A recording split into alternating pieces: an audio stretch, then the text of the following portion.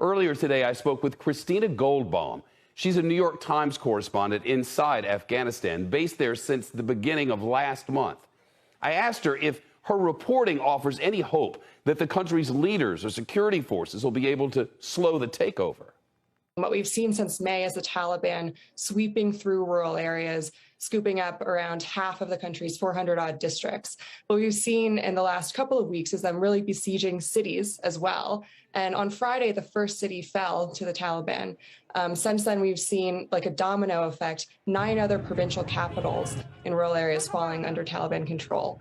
Right now, we're waiting to see whether the government will be able to regroup its forces and start trying to retake any of those city centers, and also try to hold other cities that the Taliban have also attacked. But we haven't seen any of that happening so far, which has really caused, extreme panic here in Kabul among folks who are worried that the government will not be able to either retake those cities, defend others that are coming under siege, or even defend the capital, Kabul, in the coming weeks as well. Defending Kabul is the key for the United States to have some sort of foothold there and for a place of safety for people who are fleeing outside the ring that is Kabul and the other big cities.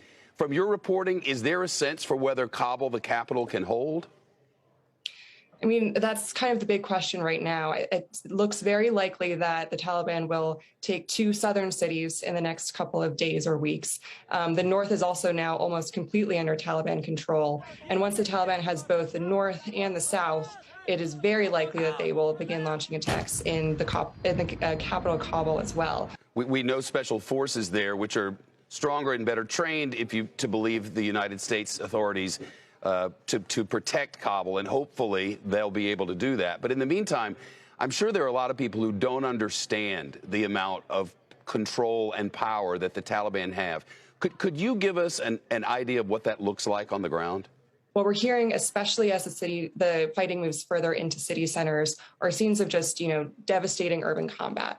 I spoke with people who came from Kunduz, the major northern city that just fell to the Taliban, one of whom was sitting in his home as fighting was going on all around him for the last couple of weeks. When a mortar landed, he was hit with shrapnel. He brought his entire family into his rickshaw because he was a rickshaw driver, and they drove to the hospital as clashes between government forces and Taliban were happening, in streets all around them. In rural areas where we've seen the Taliban also, kind of taking rural areas in the last couple of months, we've also been hearing tales of just intense brutality. Farmers who have fled their villages when the Taliban first attacked and came back to find the bodies of their neighbors strewn across the street, who were either caught in the crossfire or, it seems, targeted and killed by the Taliban. I spoke with one father who was trying to flee a rural district that had just come under Taliban control. He was stopped at a checkpoint by Taliban fighters who pulled out his 2 sons because they didn't have identity cards, and the Taliban thought they might have been security forces trying to flee.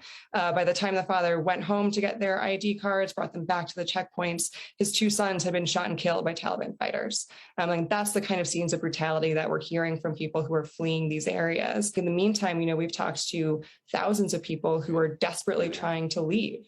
And they pretty much haven't been able to because the passport office is overwhelmed, visa agencies are overwhelmed, and so are embassies. So many are feeling very stranded here and abandoned by the international community. And sadly, no signs that it might improve. That was Christina Goldbaum reporting from Afghanistan.